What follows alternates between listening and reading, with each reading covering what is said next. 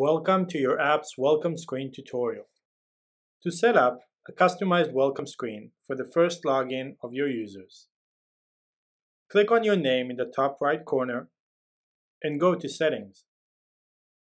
Click into the Welcome Screen tab. First, enable the welcome screen. Choose an image or logo that will appear.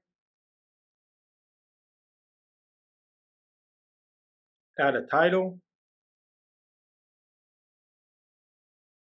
a short message or description, and even your company terms and conditions and privacy policy, both of which will be clickable links. Click Save Changes and you're good to go. Thank you for joining me. If you have any questions or comments, don't hesitate to reach out at any time.